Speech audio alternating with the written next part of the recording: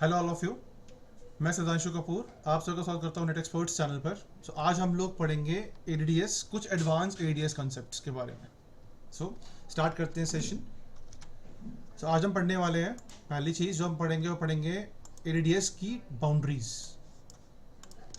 ADDS boundaries. अगर आप बात करते हो बाउंड्रीज की, अगर आप बात करते हैं बाउंड्रीज की, तो बाउंड्रीज क्या होती हैं? बाउंड्रीज आपका एक दायरा, एक कह लो कि आपका एक फिजिकल लेआउट कह सकते हो आप इसको, ठीक है, जिस पर्टिकुलर डोमेन, जैसे आप आपस एक डोमेन नेटवर्क एग्जांपल ले लो, अब उसका एक फिजिकल लेआउट है, वो उस लेआउट से बाहर नहीं जा सकता, मतलब उस बाउंड्री से वो बाहर जाके किसी भी सोर्स को एक्सेस नहीं कर सकता, उसको बोलते हैं बाउंड्रीज। तो बाउंड्रीज क्या है? एक फिजिकल लेआउट बोल सकते हो, एक दायरा बोल सकते हो हिंदी में, ठीक है, जिसमें हम लोग क्या है, जिसके अंदर आपका जो उस पर्टिकुलर एरिया के अंदर ही काम करेगा, जो डोमेन नेटवर्क जिसकी फिजिकल बाउंड्री इतनी है उसमें ही काम करेगा। तो बाउंड्रीज डिफाइन कैसे की जाती हैं? बाउंड्रीज के लिए होता है, जैसे अगर मैं बात करता हूँ इसमें आपके मल्टीपल बाउंड्रीज का ऑप्शन आता है। एक्चुअल में अगर मैं एडीडीएस बाउंड्रीज की बात करूँ तो दो होती है वो, सिर्फ एक होती है आपकी ADDS domain boundaries, domain boundaries, और एक होता है आपके पास एडीडीएस की forest boundaries, ADDS forest boundaries. ये आपकी दो बाउंड्रीज होती है। पहली कौन सी हो गई? डोमेन की बाउंड्रीज, मतलब डोमेन नेटवर्क की बाउंड्रीज, और पूरे फॉरेस्ट की बाउंड्रीज। ओके, तो हम पहले क्या पढ़ेंगे? हम पहले पढ़ेंगे डोमेन की बाउंड्रीज के बारे में। तो डोमेन बाउंड्रीज में क्या क्या आता है? जैसे नंबर 1 अगर मैं आपको बताऊं तो पहला आता है आपका रेप्लिकेशन बाउंड्री। अब रेप्लिकेशन बाउंड्री मतलब क्या कि आपकी रेप्लिकेशन कहां तक हो सकती है, एक डोमेन नेटवर्क में आपकी जो रेप्लिकेशन है वो कहां तक हो सकती है। तो रेप्लिकेशन बाउंड्री की अगर हम बात करते हैं तो रेप्लिकेशन बाउंड्री में क्या होता है, जैसे एग्जांपल ले लो, आपके पास एक डोमेन है, राइट, डोमेन नेटवर्क है, उसके अंदर क्या है आपके पास, मान के चलो उसके अंदर आपके पास बहुत सारे ऑब्जेक्ट्स हैं जो एग्जिस्ट करते हैं उसी डोमेन के अंदर, उसी डोमेन नेटवर्क के अंदर। तो अब मान लो ऐसे एग्जांपल ले लेते हैं, जैसे एग्जांपल यहाँ पे हम लेते हैं एप्लीकेशन बाउंड्री में कैसे काम करता है। जैसे ये आपका एक, मान लो एक पूरा मेरा डोमेन नेटवर्क है, ये मेरी साइट मान लो एक फिजिकल साइट हो गई, इसके अंदर डोमेन नेटवर्क चल रहा है। तो हमारे पास ये मान लो, ये हमारे पास क्या होगी, साइट 1 हो गई। ओके, एंड इस साइट के अंदर मान के चलो मेरे पास मल्टीपल डोमेन कंट्रोलर्स हैं। ओके, तो मान लो ऐसे आपके पास क्या है, यहाँ पे मान लो मेरा डोमेन है, मैं मान लो यहाँ पे abc.local पे आपका मेरा जो डोमेन है वो आपका काम कर रहा है। अब इसमें इस डोमेन में क्या है, इस डोमेन नेटवर्क में, इसको बोलते हैं मान के चलो आपका डोमेन नेटवर्क 1 है। हम एक डोमेन नेटवर्क में मल्टीपल डोमेन कंट्रोलर्स भी क्रिएट कर सकते हैं, राइट। तो मान के चलो यहाँ पे आपके पास 5 DCs हैं इस पूरे नेटवर्क में, abc.local साइट 1 में आपका जो डोमेन नेटवर्क 1 है उसके अंदर 5 DCs हैं। ओके, एंड इसके अंदर मान के चलो आपके पास कुछ, मान के चलो 1000 ऑब्जेक्ट्स हैं, एडीडीएस ऑब्जेक्ट्स हैं। क्या है आपके पास? एडीडीएस ऑब्जेक्ट्स, 1000 ऑब्जेक्ट्स हैं इन 5 डोमेन कंट्रोलर्स के अंदर। ओके, तो अब यहाँ पे जो आपकी रेप्लिकेशन होगी, जो भी आपकी रेप्लिकेशन होगी वो कैसे होगी, रेप्लिकेशन कैसे होगी यहाँ पे, मतलब जो भी आपके ऑब्जेक्ट्स होंगे वो आपके पांचों डीसीज, जो आपके पांचों डीसीज हैं उनके बीच में रेप्लिकेशन होगी। ओके, इसी डोमेन के अंदर होगी। अब आपकी जो रेप्लिकेशन है, अगर मैं डोमेन बाउंड्रीज की बात कर रहा हूँ, जो आपकी रेप्लिकेशन की बाउंड्री होगी वो सिर्फ इसी डोमेन के अंदर रेप्लिकेशन चलेगी, इस डोमेन से बाहर नहीं जा सकती। इस तरीके से रेप्लिकेशन की जो प्रोसेस चलेगी वो क्या इंश्योर करेगी कि भाई जितने भी आपके डोमेन कंट्रोलर्स हैं और जितने आपके ऑब्जेक्ट्स हैं वो आपस में सारे रेप्लिकेट हों between the domain controllers. Okay, तो इसको बोलते हैं रेप्लिकेशन बाउंड्री। तो अगर मैं बात कर रहा हूँ किसकी, एक पर्टिकुलर डोमेन नेटवर्क की बाउंड्रीज की, तो पहला क्या आता है आपका रेप्लिकेशन बाउंड्री, जो कहाँ पे काम करती है, जो काम करती है आपके पर्टिकुलर डोमेन के अंदर ही काम करेगी। मान लो इस डोमेन के अंदर आपके पास 4 DCs हैं, 5 DCs हैं, 100 DCs हैं, तो वो उन 100 DCs के बीच में रेप्लिकेशन करेगी, उसके बाहर नहीं जाएगी। इसको बोलते हैं रेप्लिकेशन बाउंड्री। हम आगे पढ़ेंगे रेप्लिकेशन क्या होती है। रेप्लिकेशन आपकी प्रोसेस है। ओके, जैसे मान लो क्या मल्टीपल डोमेन कंट्रोलर्स हैं आप चाहते हो कि भाई जो डेटाबेस है उन डोमेन कंट्रोलर्स का वो आपस में क्या होना चाहिए, सिंक्रोनाइज होना चाहिए। मतलब डोमेन आपका जो कंट्रोलर 1 है वो अपनी अपडेट डोमेन कंट्रोलर 2 को दे जो 2 है वो 3 को दे, 3 है 4 को दे, इस तरीके से। तो उसके लिए हम रेप्लिकेशन का यूज़ करते हैं। तो रेप्लिकेशन आपकी ऑटोमेटिकली रन करती है डोमेन कंट्रोलर्स के बीच में, एडी के अंदर।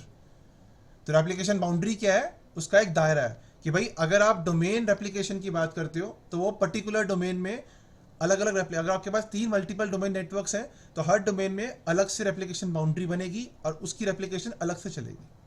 तो अगर आपके पास 3 डोमेन नेटवर्क है, डोमेन नेटवर्क की एप्लीकेशन अलग चलेगी, 2 की अलग चलेगी और 3 की अलग चलेगी, इस तरीके से। ओके, तो ये था आपका पहला रेप्लिकेशन बाउंड्री जो हम लोगों को समझ में आनी चाहिए। तो replication boundary particular domain network में कैसे काम करती है मैंने आपको बताया। ओके, तो अगर आपके पास मल्टीपल डोमेन नेटवर्क्स हैं तो हर डोमेन की रेप्लिकेशन अलग अलग रन करेगी। नाउ इसके बाद सेकेंड चीज क्या आती है अगर हम सेकेंड टाइप की बात करें तो सेकेंड होता है आपके पास, इसको हम बोलते हैं एडमिनिस्ट्रेशन बाउंड्री। एडमिनिस्ट्रेशन बाउंड्री मतलब क्या कि भाई जो आपके ग्रुप्स बनते हैं बाय डिफॉल्ट, जैसे अब आपने देखा होगा कि भाई जो हमारे जो ग्रुप्स हैं, ओके, जैसे हमारे पास डोमेन एडमिन का ग्रुप बनता है, एक एंटरप्राइज एडमिन का ग्रुप बनता है, ठीक है, एक लोकल एडमिनिस्ट्रेटर का ग्रुप बनता है। ओके, तो एक हो गया लोकल एडमिनिस्ट्रेटर, एक हो गया डोमेन एडमिनिस्ट्रेटर, एक हो गया आपका एंटरप्राइज एडमिनिस्ट्रेटर। ये ग्रुप्स हैं जो आपको ऑटोमेटिकली बनते हैं जब आप डोमेन कंट्रोलर इंस्टॉल करते हो। तो अब जैसे मान लो मैंने एक पीडीसी इंस्टॉल किया तो उसके अंदर क्या होगा, कुछ ऑटोमेटिकली क्या बन जाएंगे, आपके ग्रुप्स बन जाएंगे, जैसे domain admin, enterprise admin, administrator, ये आपके कुछ ग्रुप्स बन जाएंगे। तो ये आपकी बाउंड्री के बेसिस पे है। अब बाउंड्री मतलब अगर मैं बात करता हूँ डोमेन एडमिन का, तो डोमेन एडमिन क्या है, हर पर्टिकुलर डोमेन नेटवर्क का एक डोमेन एडमिन बनता है अलग से, ये ध्यान रखना। हर डोमेन नेटवर्क पे आपका एक डोमेन एडमिन ग्रुप बनेगा। अगर मैं चाहता हूँ, जैसे मान के चलो मेरे पास यहाँ पे कुछ यूजर्स हैं, जैसे मान लो मेरे पास यहाँ पे U1 से लेके U50 तक यूजर्स है, मतलब मेरे 50 यूजर्स हैं। अब मैंने कहा भी आपका जो U1 है, मेरे को इसको एडमिन राइट्स देने हैं। मैं चाहता हूँ कि ये इस पर्टिकुलर डोमेन को मैनेज कर सके, तो मैं करूँगा U1 को कहाँ पे ऐड कर दूंगा डोमेन एडमिन ग्रुप में। डोमेन एडमिन ग्रुप में हम इसको ऐड कर देंगे। तो इस केस में क्या होगा, आपका जो U1 होगा वो डोमेन नेटवर्क का एडमिन बन गया, डोमेन नेटवर्क 1 का। अगर मेरे पास मल्टीपल डोमेन नेटवर्क्स हैं तो हर डोमेन नेटवर्क पे आपका एक डोमेन एडमिन ग्रुप बनेगा। इसमें आप डिफरेंट यूजर्स को डिफरेंट डोमेन नेटवर्क को मैनेज करने के राइट्स दे सकते हो। ओके, तो U1 आपका क्या हो गया, डोमेन एडमिन ग्रुप बन गया। मतलब U1 को मैंने ऐड कर दिया डोमेन एडमिन ग्रुप में, तो मतलब वो क्या बन गया, आपका डोमेन एडमिन बन गया। अब वो इस पर्टिकुलर, अब U1 क्या कर सकता है, इस पूरे नेटवर्क को इजीली मैनेज कर सकता है। तो आपको तो U1 है वो इस पूरे नेटवर्क को इजीली मैनेज कर पाएगा इस तरीके से। ओके, नाउ नेक्स्ट होता है आपके पास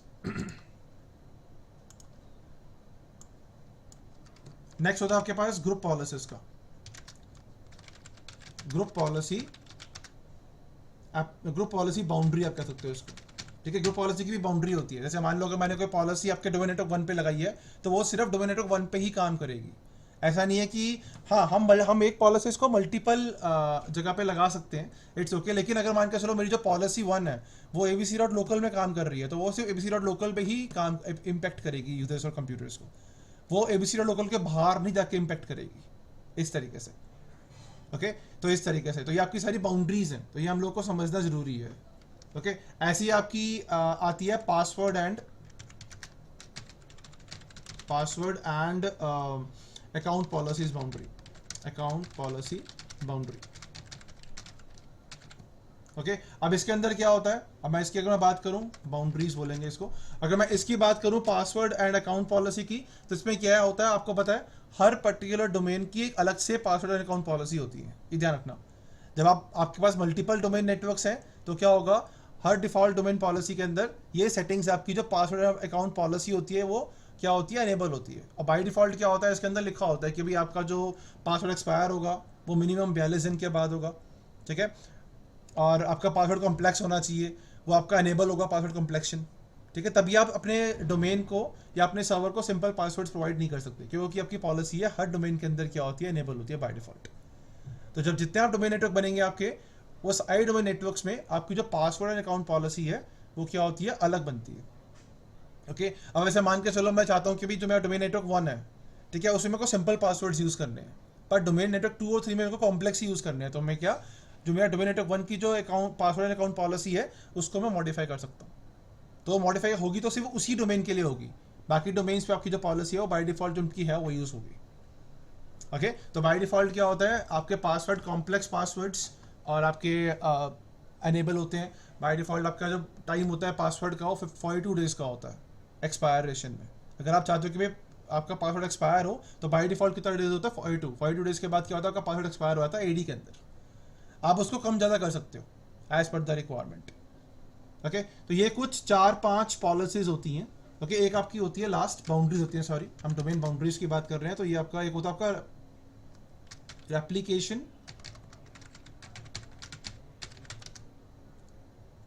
just a minute, replication. Okay, replication boundary for DNS, boundary for DNS. ये भी एक होता है आपके पास कि आपका जो डीएनएस सर्वर है आपके डोमेन नेटवर्क 1 में वो किस किस के साथ रेप्लिकेट करेगा। ओके, वो चीज़ है। तो अगर आपके पास मल्टीपल डीएनएस सर्वर्स हैं आपके एक डोमेन नेटवर्क में तो आपस में रेप्लिकेट करेंगे। अगर आपके पास एक ही डीएनएस सर्वर है ओके, तो वो कैसे रेप्लिकेट करेगा, वो आपके पर्टिकुलर डोमेन नेटवर्क में रेप्लिकेट करेगा, या आप चाहते हो कि भाई जो मेरा डोमेन नेटवर्क 1 का डीएनएस सर्वर है वो डोमेन नेटवर्क 2 से भी रेप्लिकेट करे, 3 से भी करे, या एंटायर फॉरेस्ट से करे, तो वो हम डिफाइन कर सकते हैं। ओके, आप ये डिफाइन कर सकते हो डीएनएस के अंदर जाके कि भाई आपका जो डीएनएस सर्वर है वो कैसे रेप्लिकेट करेगा, मतलब किस किस का रेप्लिकेट करे, वो अपनी इन्फॉर्मेशन किस किस को प्रोवाइड करे, एक ही डोमेन के अंदर करे जिस डोमेन में वो काम कर रहा है, या वो मल्टीपल डोमेन नेटवर्क्स के साथ भी रेप्लिकेशन हो, तो ये हम डिफाइन कर सकते हैं। ओके, तो ये आपकी बाय डिफॉल्ट कुछ बाउंड्रीज होती हैं जो ऑटोमेटिकली इंस्टॉल्ड होती हैं एडी के अंदर। जब आप एडी या जब आप डीसी बनाते हो तो जब आप डोमेन नेटवर्क बनाते हो तो ये होती है आपकी डोमेन की बाउंड्रीज। ऐसे ही आपकी क्या होती है, ऐसी हमारे पास फॉरेस्ट की बाउंड्रीज होती है, एडीएस फॉरेस्ट बाउंड्रीज। ठीक है, इसके अंदर क्या होता है, नंबर 1 अगर बात करें पहले आपकी सिक्योरिटी बाउंड्री आती है, सिक्योरिटी बाउंड्री आती है पहली। ठीक है, इसके अंदर क्या होता है आपके पास, जिसमें आप चाहते हो कि भाई मेरे को परमिशंस डिफाइन करनी है कि भाई जो मेरे यूजर्स हैं वो सिर्फ मेरे फॉरेस्ट के अंदर ही एक्सेस कर सके नेटवर्क को, रिसोर्सेज को, वो मेरे फॉरेस्ट के बाहर जाके एक्सेस ना कर सके। जैसे मान लो मेरा यूज़र है U1 या U2, मेरा एक यूज़र है जो मेरे इस फॉरेस्ट में बना हुआ है, फॉरेस्ट का नाम मान के चलो मेरा abc.local है। ओके, अब मैं चाहता हूँ कि भाई जो मेरा U1 है वो सिर्फ abc.local के अंदर ही काम करे, वो बाहर जाके कुछ एक्सेस ना कर पाए, तो उसको बोलते हैं हम सिक्योरिटी बाउंड्री। ओके, हम इस तरीके से कुछ परमिशंस वगैरह डिफाइन कर सकते हैं। ओके, नाउ सेकंड होती है, इसके अंदर आपकी वही आती है, इसके अंदर भी आपकी एक रेप्लिकेशन बाउंड्री आती है। ओके, अब रेप्लिकेशन बाउंड्री क्या होती है, ये होती है आपकी फॉर स्कीमा। ओके, तो जो आपका स्कीमा है वो कैसे रेप्लिकेट करेगा, ठीक है, वो कौन डिफाइन करता है, आपका रेप्लिकेशन बाउंड्री के अंदर। ठीक है, ये आपकी सारी बाउंड्रीज ऑटोमेटिकली बनती है, हम इसको खुद क्रिएट नहीं करते। जब आप डोमेन कंट्रोलर बनाओगे, जब आप फॉरेस्ट बनाओगे, जब आप फॉरेस्ट के अंदर डोमेन नेटवर्क बनाओगे, तो उसके अंदर ऑटोमेटिकली बाउंड्रीज बनती हैं। ये आपको बताने का तरीका ही क्या क्या करती हैं ये बाउंड्रीज। ये बाउंड्रीज के बेसिस पे ही सारा काम होता है। ओके, तो आपकी सिक्योरिटी बाउंड्री क्या है, बाय डिफॉल्ट क्या होता है बाउंड्री के अंदर कि भाई आपका कोई भी अकाउंट आउटसाइड द फॉरेस्ट जाके एक्सेस नहीं कर सकता रिसोर्सेज को। रेप्लिकेशन बाउंड्री में क्या होता है फॉर स्कीमा के लिए कि स्कीमा आपका जो भी डेटाबेस मेंटेन कर रहा है वो सिर्फ अपने फॉरेस्ट के अंदर जो डोमेन कंट्रोलर्स हैं उसी के साथ रेप्लिकेट करेगा, वो आउटसाइड द फॉरेस्ट जाके अपने स्कीमा की इंफॉर्मेशन किसी दूसरे फॉरेस्ट को नहीं प्रोवाइड करेगा बाय डिफॉल्ट। अगर आप चाहते हो ऐसे तो कर सकते हो, मैन्युअली आप डिफाइन कर सकते हो, उस चीज़ों को ब्रेक कर सकते हो, लेकिन बाय डिफॉल्ट ये होता है कि जो आपका स्कीमा है जो भी अपने फॉरेस्ट की इंफॉर्मेशन को मेंटेन कर रहा है वो इंफॉर्मेशन सिर्फ अपने फॉरेस्ट के डोमेन कंट्रोलर्स के साथ ही रेप्लिकेट करेगा, वो बाहर जाके किसी और फॉरेस्ट के डोमेन कंट्रोलर्स के साथ रेप्लिकेट नहीं करेगा। हम आगे पार्टीशंस के बारे में बात करेंगे इसके बाद, तो आपको बताऊंगा मैं। ओके, एक होती है आपके पास रेप्लिकेशन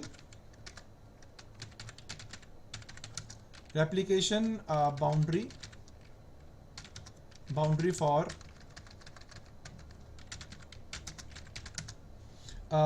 कॉन्फ़िगरेशन पार्टीशन। ये आपका पार्टीशन है।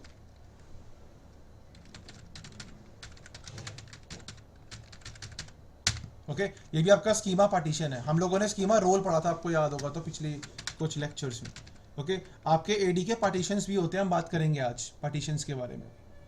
ओके, तो कॉन्फ़िगरेशन पार्टीशन क्या मेंटेन कर रहा है आपका, जो भी उसको वो क्या इन्फॉर्मेशन मेंटेन करता है कि आपके कितने डोमेन नेटवर्क्स हैं, ठीक है, कितने आपके डोमेन कंट्रोलर्स हैं, कितने रेप्लिकेशन पार्टनर्स हैं आपके पास, कितनी साइट्स हैं, इनमें कितने सबनेट्स हैं, कितने डीएचसीपी सर्वर्स हैं, ओके कितने एडी डेटाबेस आप पे काम कर रहे हो, वो सारी इन्फॉर्मेशन किसके पास रहती है, कॉन्फ़िगरेशन पार्टीशन के पास, और वो चीज़ों को रेप्लिकेट करता है डिफरेंट आगे डोमेन कंट्रोलर्स के साथ भी, आगे साइट्स के साथ भी विद इन अ फॉरेस्ट, ये फॉरेस्ट के अंदर। ओके अगर आपका एक फॉरेस्ट है उसमें आपके पास मान के चलो आपके पास 10 डोमेन नेटवर्क्स हैं, ठीक है, और मान के चलो आपके पास उन 10 डोमेन नेटवर्क्स में आपके पास 20 डोमेन कंट्रोलर्स हैं, ठीक है, और मान लो आपके पास 5-6 साइट्स हैं, ठीक है, आपके पास मल्टीपल DHCP सर्वर्स भी हैं, ठीक है, तो उनकी रेप्लिकेशन और उनकी सारी इन्फॉर्मेशन किसके पास रहती है, कॉन्फ़िगरेशन पार्टीशन के पास। ओके इस तरीके से तो वो कौन मेंटेन करेगा, तो कॉन्फ़िगरेशन पार्टीशन किसकी कौन उसकी बाउंड्री क्या है कि भाई वो अपनी इन्फॉर्मेशन सेम चीज़ किसी दूसरे फॉरेस्ट को प्रोवाइड नहीं करेगा, वो अपनी इन्फॉर्मेशन अपने फॉरेस्ट तक ही सीमित रखेगा, वो उसके बाहर नहीं जाएगा। ओके ये चीज़ है, ऐसी होता है आपके पास एक होती है जिसको हम बोलते हैं नंबर 4 में, एक होता है आपके पास उसको बोलते हैं replication boundary for the replication boundary for the global catalog।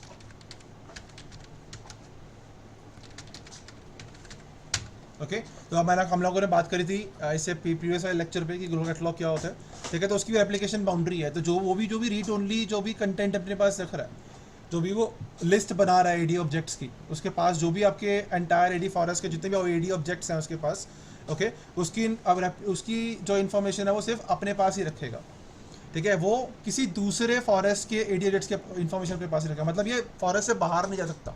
इसकी बाउंड्री क्या है कि ये रेप्लिकेशन बाहर जाके नहीं करेगा, ये अपने विद इन अ फॉरेस्ट के अंदर ये रेप्लिकेशन करेगा, डोमेन कंट्रोलर के साथ एक्सचेंज करेगा, या कह लो कि आपका जो एंटायर फॉरेस्ट है जितने भी ग्लोबल कैटलॉग सर्वर्स हैं, मान लो मेरे पास क्या है मल्टीपल ग्लोबल कैटलॉग सर्वर्स हैं, ठीक है, तो वो क्या करेगा आपस में रेप्लिकेट करेगा उन ग्लोबल कैटलॉग सर्वर्स के साथ। मान लो मेरे पास 3 ग्लोबल कैटलॉग सर्वर है, 3 GCs हैं मेरे पास, तो वो तीनों GC आपस में रेप्लिकेट करेंगे।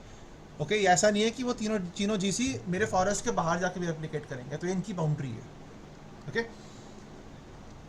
तो इस तरीके से ऐसी आपका आता है रेप्लिकेशन, ये लास्ट है आपका replication boundary for the forest DNS server, DNS zones कह सकते हो उसको। हम आगे पढ़ेंगे DNS जोन्स के बारे में। DNS जोन्स का मेनली काम क्या होता है, वो जो आपके DNS के रिकॉर्ड्स होते हैं वो मेंटेन करते हैं, ठीक है, जैसे मान लो आपके पास DNS में बहुत सारे रिकॉर्ड्स हैं, DNS आपका रिकॉर्ड्स पे काम करता है, तो उसमें बहुत सारे रिकॉर्ड्स जैसे A रिकॉर्ड हो गया, NS रिकॉर्ड हो गया, SOA रिकॉर्ड हो गया, PTR रिकॉर्ड हो गया, तो बहुत सारे रिकॉर्ड्स होते हैं हमारे DNS के पास, MX रिकॉर्ड हो गया, CNAME रिकॉर्ड्स हो गए, ठीक है, तो वो रिकॉर्ड्स कौन मेंटेन करते हैं, आपके जोन्स, ठीक है, तो जो आपका फॉरेस्ट का जोन है, फॉरेस्ट DNS का जो जोन है आपका, वो रेप्लिकेट करेगा आपके पूरा जितना भी आपके DNS है आपके नेटवर्क के अंदर, आपके फॉरेस्ट के अंदर, विद इन अ फॉरेस्ट जितने आपके DNS सर्वर्स होंगे उनका रेप्लिकेट करेगा वो, ये बाहर नहीं जाएगा फॉरेस्ट के, तो ये बाउंड्री है। ओके तो ये हो गया आपके पास कौन सी, ये हो गया आपकी फॉरेस्ट की बाउंड्रीज 5 आपकी डोमेन की बाउंड्रीज होती है, 5 ही आपकी फॉरेस्ट की बाउंड्रीज होती है। ओके इसके बाद बात करते हैं हम लोग फंक्शनल लेवल की। ओके फंक्शनल लेवल्स भी होते हैं हमारे पास कुछ, एक बार इसका पेंट ओपन नहीं कर लेता हूँ। ओके अब बात करते हैं फंक्शनल लेवल्स की। फंक्शनल लेवल्स क्या होते हैं, फंक्शनल लेवल्स मतलब क्या कि आप अपने डोमेन नेटवर्क को या अपने फॉरेस्ट को किस फंक्शनल लेवल पे या किस पर्टिकुलर डोमेन फंक्शन लेवल पे या फॉरेस्ट फंक्शन लेवल पे काम करना चाहते हो। अब देखो मैं आपको बताता हूँ, इसमें 2 होते हैं, एक होता है आपका फॉरेस्ट फंक्शनल लेवल, फंक्शनल मतलब कैसे फंक्शन करेगा वो। ओके फंक्शनल लेवल एक होता है फॉरेस्ट, एक होता है आपका डोमेन, ये 2 होते हैं, डोमेन फंक्शनल लेवल। ओके अब अगर मैं बात करता हूँ फॉरेस्ट फंक्शनल लेवल की, तो एक्चुअल में क्या फंक्शनल लेवल में हमारे कुछ ऑप्शंस होते हैं। जैसे एक होता है आपके पास विंडोज़ 2008 होता है फंक्शनल लेवल, ठीक है, 8 अब यूज़ नहीं होता, ये बहुत पुराना बता रहा हूँ मैं, बट होता था पहले। एक होता है आपके पास Windows 2008 R2 functional level. Okay एक होता है आपके पास पहले होता था विंडोज़ 2012 फंक्शनल लेवल। ओके एक होता है आपके पास विंडोज़ 2016 फंक्शनल लेवल। ओके एक होता है आपके पास विंडोज़ 2019 फंक्शनल लेवल। तो ये आपके फंक्शनल लेवल्स होते हैं। ओके अब इनमें कहने का मतलब क्या है, अगर मान लो मैंने फॉरेस्ट क्रिएट किया, फॉरेस्ट कैसे क्रिएट करते हो आप जब PDC बनाओगे, जो आपका पहला डोमेन कंट्रोलर होगा, उसके अंदर हम क्या करते हैं, फॉरेस्ट को रिप्रेजेंट करता है वो आपका। अगर मान के चलो मैंने उसमें हम डिफाइन करते हैं फॉरेस्ट फंक्शन लेवल्स। ओके अगर मान लो मैंने उसमें डिफाइन कर दिया कि भाई मेरा जो फंक्शन लेवल होगा वो विंडोज सर्वर 2012 पे काम करेगा। तो इसका मतलब क्या है कि मैं सर्वर 2012 से लेके सर्वर 2022 या 19-22 तक मैं सर्वर्स का यूज़ कर सकता हूँ उस पूरे फॉरेस्ट के अंदर। बट अगर मैं यहाँ पे 2012 कर दूंगा, सिलेक्ट कर दूंगा, तो क्या होगा, मैं फिर 2008 सर्वर्स पे काम नहीं कर पाऊंगा। अगर मान लो आपके डोमेन आपके आपके ऑर्गेनाइजेशन में 2008 सर्वर्स अभी आप काम कर रहे हो 2008 सर्वर पे, हालांकि अभी कोई नहीं कर रहा होगा, बट अगर आप कर रहे हो तो उस केसेस में क्या होगा कि भाई अगर आपने 12 सेलेक्ट कर लिया यहाँ पे फंक्शन लेवल, तो फिर आप सर्वर 12 से लेके सर्वर 19 या 22 तक ही काम करोगे, आप पीछे नहीं जा सकते, मतलब आप सर्वर 2008 का यूज़ नहीं कर पाओगे। अगर मान लो मैंने 16 सेलेक्ट कर लिया फंक्शन लेवल, तो 16 में क्या होगा कि भाई फिर मैं 16 सर्वर से लेके 22 सर्वर तक काम कर सकता हूँ, मैं 12 या 8 का यूज़ नहीं कर सकता अपने फॉरेस्ट फंक्शन लेवल्स में। फॉरेस्ट मतलब पूरे ऑर्गेनाइजेशन की बात हो रही है यहाँ पे। अब मान लो अगर आपने फॉरेस्ट में सेट कर दिया 2016 फंक्शन लेवल, अब आप मान लो आपके पास मल्टीपल डोमेन नेटवर्क्स हैं फॉरेस्ट के अंदर, आपके पास 4 डोमेन नेटवर्क्स हैं, तो सारे के सारे 16 से ही स्टार्ट होंगे, फिर आप 12 को यूज़ नहीं कर सकते उन डोमेन पे। ओके, आया समझ में? डोमेन फंक्शन लेवल मतलब क्या होता है, ये आपके सारे आपके डोमेन फंक्शन लेवल्स भी होते हैं। ठीक है, डोमेन मतलब क्या हो गया कि भाई अब आप जो काम कर रहे हो वो डोमेन में, अब जैसे मान लो मैंने एक डोमेन बनाया, डोमेन नेटवर्क बनाया मैंने, मान लो मेरा फॉरेस्ट बना हुआ है, मैंने पीडीसी बना लिया, अब मान के चलो मैं एक डोमेन नेटवर्क बना रहा हूँ। ठीक है, अब उस डोमेन नेटवर्क आपसे पूछेगा कि भाई आप, मान लो मैंने फॉरेस्ट में क्या चूज़ कर लिया, फॉरेस्ट में मैंने ये चूज़ कर लिया, एग्जाम्पल ले लेते हैं, फॉरेस्ट में मैंने ये वाला नेटवर्क चूज़ कर लिया, ये वाला चूज़ कर लिया। ठीक है, फंक्शन लेवल। अब क्या होगा, जब मैं डोमेन बनाऊंगा उसके बाद, तो मैं उस डोमेन में भी 8 और 12 का यूज़ नहीं कर सकता, और मुझसे बोलेगा कि मुझे वो विजिबल ही नहीं करेगा ये तीनों, वो बोलेगा कि भाई आप 16 से यूज़ कर सकते हो क्योंकि आपके फॉरेस्ट पे 16 से सिलेक्टेड है, तो आप 16 यूज़ कर सकते हो, 19 यूज़ कर सकते हो, 22। तो अगर मान के चलो मैंने डोमेन नेटवर्क में 19 का यूज़ कर लिया, ठीक है, तो मतलब मैं उस पर्टिकुलर डोमेन में 16 का भी यूज़ नहीं कर पाऊंगा। पूरे फॉरेस्ट में कर सकता हूँ लेकिन उस डोमेन नेटवर्क पे नहीं कर पाऊंगा, क्योंकि मैंने वहाँ पे 19 का यूज़ किया हुआ है, इस तरीके से। ओके, तो फंक्शन लेवल आपको डिफाइन करता है कि भाई आप किस पर्टिकुलर सर्वर्स का फंक्शनल यूज़ करना चाहते हो। ओके, आप मतलब डोमेन फंक्शन लेवल पे या फॉर फंक्शन लेवल पे किस पर्टिकुलर फंक्शन लेवल्स का यूज़ करना चाहते हो। और एक चीज़ ध्यान रखना, इसको हम अपग्रेड कर सकते हैं, डाउनग्रेड नहीं कर सकते, ये ध्यान रखना। मान लो अगर आप एक बार आपने फंक्शन लेवल 16 विंडोज 2016 वाला चूज़ कर लिया, विंडोज सर्वर 2016 वाला चूज़ कर लिया, तो उसके केस में क्या हो, हम इसको बैक नहीं कर सकते। आप बोलो कि मैं इसको डाउनग्रेड कर लूँ, मैं 12 पे आ जाऊँ, मैं नहीं आ सकता, वो पॉसिबल नहीं है। अगर आपको आना है तो आपको पूरा फॉरेस्ट डिलीट करना पड़ेगा, आपको दोबारा से फॉरेस्ट क्रिएट करना पड़ेगा उसके केस में। सेम ऐसी डोमेन पे भी है। हाँ, आप इसको अपग्रेड कर सकते हो, ठीक है, अभी मैंने 16 चूज़ किया तो मैंने उसको 19 कर दिया, वो अपग्रेड हो सकता है आपका फंक्शन लेवल, डाउनग्रेड नहीं हो सकता, मतलब पीछे नहीं जा सकता, आगे जाएगा। ओके, इस तरीके से। तो मैं आपको दिखाऊंगा ये चीज़ें, हम प्रैक्टिकल करेंगे कि कैसे आप फंक्शन लेवल्स को देखते हो। ठीक है, वहाँ पे उसको कैसे उसको अपडेट कर सकते हो फंक्शन लेवल्स को, वो सब चीज़ें। ओके, नाउ अभी हम तो ये आपके होते हैं function levels and all. Okay, fine. Okay, तो अभी हम लोगों ने इस वीडियो में फंक्शन लेवल्स की बात कर ली, इस वीडियो में हम लोगों ने बाउंड्रीज की बात कर ली। अब मैं आपको एक चीज़ और बता देता हूँ इस वीडियो में, क्योंकि वीडियो ज़्यादा लंबी हो जाएगी, तो फिर मैं आपको एक चीज़ और बता देता हूँ। इसके अंदर हम बात करते हैं किसकी, एडीएस पार्टीशंस की। मैं पार्टीशंस आपको और बता देता हूँ। ठीक है, इसमें होता है कि एक्चुअल में जब आप एडी पे काम करते हो, जैसे मान लो आपने जब आपको विंडोज़ डालनी होती है अपने फिजिकल सर्वर पे या वर्चुअल सर्वर्स पे, ओके, तो उसमें आप पहले पार्टीशंस बनाते हो, आपके पार्टीशन बनते हैं उसमें, प्राइमरी, ओके, उसके बाद बनता है आपका एक्सटेंडेड, उसके अंदर लॉजिकल ड्राइव्स वगैरह। आप जैसे ही बनाते हो, आपने मल्टीपल प्राइमरीज बनाने हैं या एक प्राइमरी बनाना है, उसका आपने एक्सटेंडेड पार्टीशन बनाना है, उसके अंदर आप लॉजिकल ड्राइव्स क्रिएट कर लेते हो विंडोज़ के अंदर।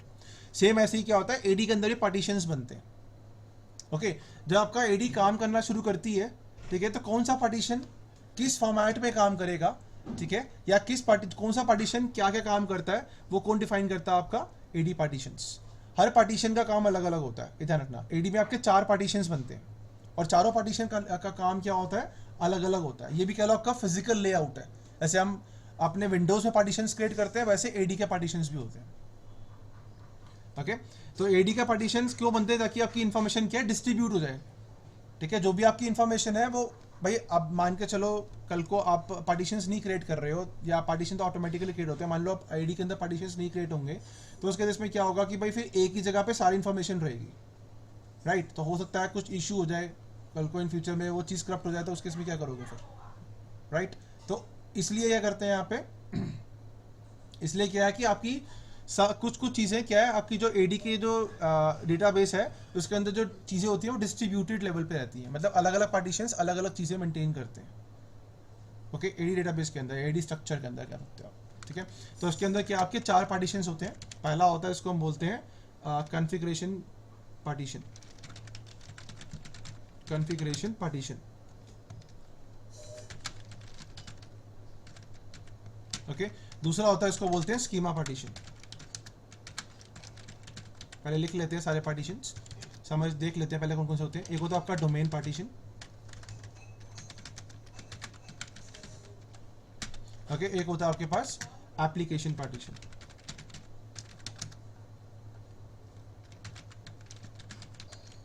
ये आपके पास 4 पार्टीशंस होते हैं। ओके, अब ये पार्टीशंस आपके ऑटोमेटिकली क्रिएट होते हैं। ओके, ये हम नहीं क्रिएट करते हैं। जब आप अपने डोमेन कंट्रोलर बनाओगे या पहला डोमेन कंट्रोलर बनाओगे तो उसमें पार्टीशन ऑटोमेटिकली क्रिएट हो जाते हैं। ओके, और इन्हीं पार्टीशंस की मदद से आप रेप्लिकेशन वगैरह करते हो। सारी चीज़ें जो आपकी डोमेन कंट्रोलर्स के बीच में या एडी के बीच में या आपके फॉरेस्ट के बीच में रेप्लिकेशन चलती है, वो सारा काम, और जो बाउंड्रीज भी हैं वो इन्हीं पार्टीशन से लिंक्ड रहती हैं। आप कह सकते हो इन्हीं पार्टी से कनेक्ट करती हैं।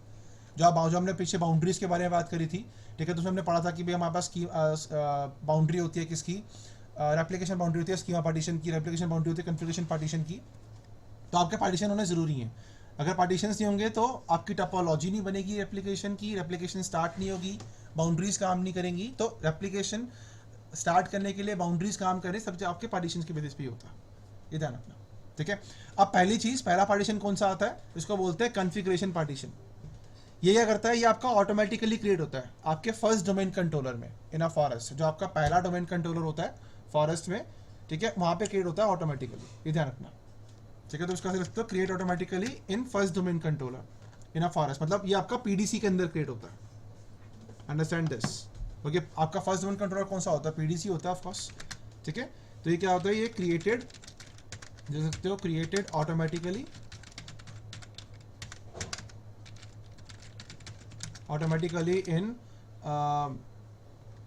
automatically when you create first domain controller, first DC in a forest। First DC मतलब क्या हो गया आपका, वही पीडीसी का फर्स्ट डीसी बोलते हैं।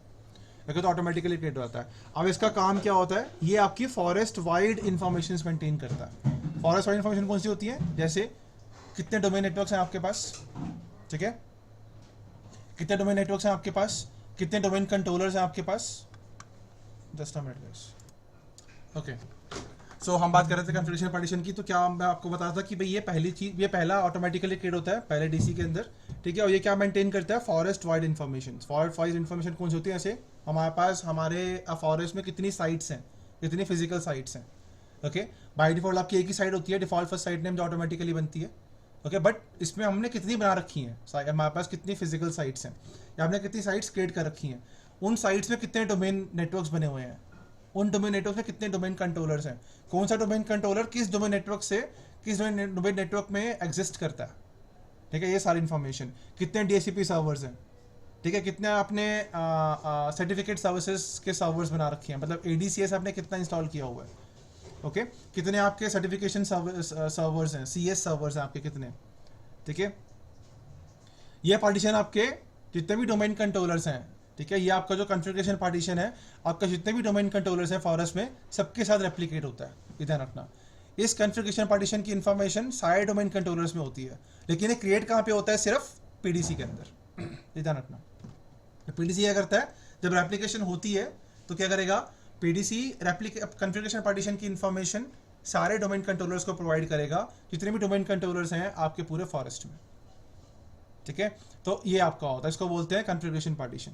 तो ये क्या क्या मेंटेन कर रहा है आपका, कितनी साइट्स हैं, कितने डोमेन नेटवर्क्स हैं, कितने डोमेन कंट्रोलर्स हैं, कौन सा डोमेन कंट्रोलर किस डोमेन नेटवर्क से में एग्जिस्ट कर रहा है, किस साइट में एग्जिस्ट कर रहा है, ठीक है, कितने डीएचसीपी सर्वर्स हैं, कितने आपके पास सर्टिफिकेट सर्वर्स हैं, सीएस बोलते हैं उसको, सीए बोलते हैं, सर्टिफिकेट अथॉरिटी सर्वर्स हैं। ओके, हम आगे बात करेंगे सीए वगैरह क्या होते हैं। एंड ये आपका क्या करता है, ये पार्टीशन आपका रेप्लिकेट करता है सारे डोमेन कंट्रोलर्स के साथ with in a forest. Okay, ये ध्यान रखना। एक होता है उसके बाद आपका स्कीमा पार्टीशन। ये भी कहाँ पे क्रिएट होगा, ये भी आपका ऑटोमेटिकली क्रिएट होगा, created automatically. Okay, same automatically when you create, ये भी आपका वही है जब आप फर्स्ट डीसी बनाते हो, when you create first DC in a forest.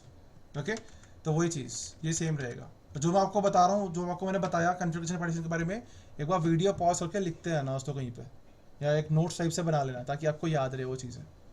Okay, मैं यहाँ पे आपको लिखा हुआ यहाँ पे आपको विजिबल नहीं है, तो आप वीडियो पॉज करके नोट्स बनाते रहना। तो हम बात करते हैं अब स्कीमा की। तो स्कीमा का वही सेम चीज़ स्कीमा करते हैं आपके जितने भी ऑब्जेक्ट्स हैं आपके ऑर्गेनाइजेशन, मतलब आपके फॉरेस्ट के अंदर जितने भी हैं, वो 1,00,000 ऑब्जेक्ट्स हैं, 50,000 ऑब्जेक्ट्स हैं, जितने भी आपने ऑब्जेक्ट्स क्रिएट किए हुए हैं पूरे फॉरेस्ट में, उन सब की ऑब्जेक्ट्स के एट्रीब्यूट्स एंड क्लासेस को मेंटेन करेगा स्कीमा पार्टीशन। मैंने आपको बताया था, राइट। ओके, हमने जब एफएसएमओ रोल पढ़ा था, तो स्कीमा आपका पार्टीशन भी है और स्कीमा आपका एफएसएमओ रोल भी है, ये ध्यान रखना। स्कीमा में दो चीज़ें हैं, ठीक है। स्कीमा पार्टीशन के अंदर ही स्कीमा रोल काम करता है। पहले स्कीमा पार्टीशन बनेगा एंड देन उसके अंदर आपका स्कीमा का एफएसएमओ रोल काम करेगा, ठीक है। तो स्कीमा पार्टीशन क्या करता है, आपके जितने भी एडी ऑब्जेक्ट्स हैं उनके एट्रीब्यूट्स एंड क्लासेस मेंटेन करेगा और अपनी रीड ओनली कॉपी सारे डोमेन कंट्रोलर्स को प्रोवाइड करेगा विद इन अ फॉरेस्ट, ये ध्यान रखना। सेकंड काम क्या करेगा, जो उसकी खुद की जो रीड ओनली कॉपी है, अपडेटेड कॉपी, समझ रहे हो, जो अपडेटेड कॉपी है वो सारे डोमेन कंट्रोलर्स को प्रोवाइड करेगा ताकि जो अपडेट है, जो उसके पास अपडेट्स हैं, वो सारे डोमेन कंट्रोलर के पास जाए, ठीक है। तो स्कीमा कभी भी आपका जो आपका राइटेबल स्कीमा होगा वो सिर्फ पीडीसी के अंदर ही होगा, जो फर्स्ट डोमेन कंट्रोलर है। बाकी सब में क्या होगी, उसकी रीडेबल कॉपी होगी, रीड ओनली कॉपी बोलते हैं इसको। तो स्कीमा क्या करता है, रेप्लिकेशन के टाइम पे अपनी कॉपी सबको दे देगा, अपडेटेड कॉपी, ताकि भाई सारे सेम डेटाबेसेस के साथ या सेम अपडेट के साथ काम करें। ओके, इसके बाद आता है आपके पास डोमेन नेमिंग पार्टीशन। अब डोमेन नेमिंग पार्टीशन क्या बनता है, व्हेन यू क्रिएट, ये आपका हर डोमेन के अंदर बनेगा, when you create a new domain, okay, this partition is automatically created. Okay, जब आप क्या करोगे, दिस पार्टीशन पहले लिख लेते हैं, पार्टीशन इज ऑटोमेटिकली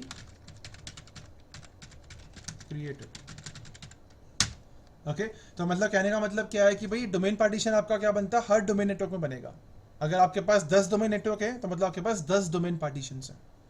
ओके, तो जब भी आप कोई नया डोमेन बनाओगे, कोई नया डोमेन नेटवर्क बनाओगे, तो उसके साथ क्या बन जाएगा, एक डोमेन पार्टीशन बन जाएगा। और डोमेन पार्टीशन क्या करता है, अपने डोमेन की इंफॉर्मेशन मेंटेन करता है सिर्फ। ऐसे मान लो मेरे पास मेरा एक डोमेन है डोमेन 1 के नाम से, एक डोमेन है डोमेन 2 के नाम से, ठीक है। मैं आपको इसका एग्जाम्पल देके बताता हूँ, डायग्राम समझा के, ताकि आपको अच्छे से समझ में आए। जैसे मान लो मेरे पास यहाँ पे 2 डोमेन नेटवर्क्स हैं, ठीक है, एक ये है और एक मान लो यहाँ पे ये है। ओके, एंड मान लो हम लोगों ने यहाँ पे क्या किया, मान लो हम लोगों ने इनको आपस में कनेक्टेड किया हुआ है, ठीक है। ओके, वो भी वैन लिंक एंड जो भी हमारे पास नेटवर्क है उससे। ओके, एंड देन ये आपका क्या है, ये मान लो आपका, इसको नीचे लिख लेते हैं, यहाँ पे लिख लेते हैं, ये आपका मान के चलो ये आपका डोमेन नेटवर्क 1 है, डोमेन नेटवर्क 1, ओके, और ये आपका डोमेन नेटवर्क 2 एग्जाम्पल ले लो, ठीक है, इस तरीके से। अब क्या होगा, अब मान लो इसके अंदर, इस डोमेन नेटवर्क के अंदर क्या है आपके पास 1000 एडी ऑब्जेक्ट्स हैं, एडीएस ऑब्जेक्ट्स हैं, ओके। और इसके अंदर भी क्या आपके पास, मान के चलो इसके अंदर आपके पास 1500 एडी ऑब्जेक्ट्स हैं। एडी ऑब्जेक्ट्स में मतलब सारा कुछ आपने user accounts, groups, computer accounts, OU, सब कुछ मिला के कितने हैं, इसमें डोमेन नेटवर्क 2 में 1500 है और इसमें आपके 1000 है। ओके, अब क्या आएगा, जब आप डोमेन नेटवर्क बनाओगे तो यहाँ पे क्या बन जाएगा, आपका डोमेन पार्टीशन क्रिएट हो जाएगा। क्या क्रिएट हो जाएगा, डोमेन पार्टीशन। ओके, यहाँ पे क्रिएट हो गया, इसके लिए सेपरेट क्रिएट हुआ और इसके लिए भी ऐसे ही क्या हो जाएगा, यहाँ पे सेपरेट एक पार्टीशन क्रिएट हो जाएगा। अब ये क्या करेगा, ये डोमेन पार्टीशन जो डोमेन नेटवर्क 1 का है, ये सिर्फ अपने एडी ऑब्जेक्ट्स की इंफॉर्मेशन मेंटेन करेगा। मतलब जो भी इसके मतलब जो भी आपने इसमें एडी ऑब्जेक्ट्स क्रिएट किए हुए हैं उनकी इंफॉर्मेशन कौन मेंटेन करेगा, इसका खुद का एडी पार्टीशन, डोमेन पार्टीशन। ऐसे ही सेम इसका खुद का डोमेन पार्टीशन अपने खुद की एडी ऑब्जेक्ट्स की इंफॉर्मेशन मेंटेन करेगा। ओके, इस तरीके से। अब जब कोई चेंजेस होगा तो ऑटोमेटिकली क्या होगा, वो तो जब हम मेरे को इनको इनके बीच में रेप्लिकेशन करानी होगी तो ये दोनों आपस में रेप्लिकेट भी कर सकते हैं उसके थ्रू। ओके, तो इसमें क्या होगा, आपके चेंजेस ऑटोमेटिकली होते रहेंगे। अब ऐसे मान लो भाई आपने कोई आपने क्या किया, आपने कुछ मान लो आपने इसमें से कोई ऑब्जेक्ट लीड किया, ठीक है, कोई क्रिएट किया, ठीक है, मान लो आपने क्या किया, कोई ग्रुप बना दिया, कोई नया ग्रुप बना दिया, कोई नया यूज़र अकाउंट क्रिएट किया, कोई नया ओयू बना दिया, कोई नया कुछ पुराना डिलीट कर दिया। तो फ्रीक्वेंटली क्या होते हैं, आपके डोमेन पार्टीशन के अंदर चेंजेस होते रहते हैं, क्योंकि भाई हम ये काम करते रहते हैं। तो हर डोमेन का क्या होगा, खुद का अलग से डोमेन पार्टीशन होता है, और वो सिर्फ अपने डोमेन ऑब्जेक्ट्स की इंफॉर्मेशन ही मेंटेन करता है। ठीक है, आ समझ में? तो इसको बोलते हैं डोमेन पार्टीशन।